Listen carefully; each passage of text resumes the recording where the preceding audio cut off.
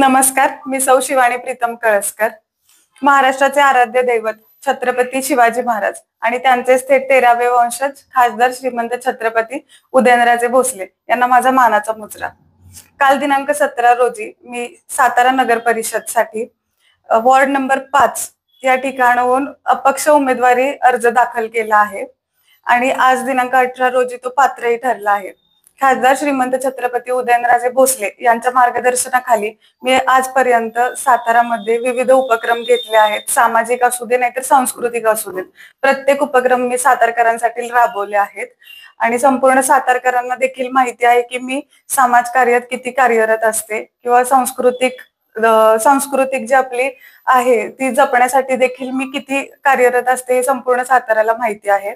आणि याच जनतेच्या विश्वासाने मी हा निर्धार केला आहे की मी प्रभाग क्रमांक 5 मधून अपक्ष उमेदवार आणि तोही महाराज साहेबांच्या आशीर्वादाने मी तो अर्ज दाखल केला आहे.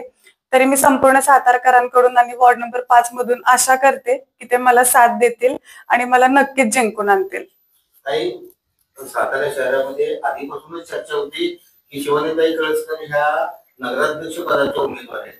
तथापि नगराध्यक्ष पद सोडा मला प्रभागात नगरसेवक म्हणून सुद्धा हिशोबात घेतलं गेलं नाही आणि आता अशी चर्चा आहे की शिवानीताईंनी बंडखोरी करून उमेदवारी अर्ज भरला. नेमकं काय? मी अपक्ष उमेदवारी भरलेली आहे. याचा अर्थ असा नाही की मी बंडखोरी केली आहे.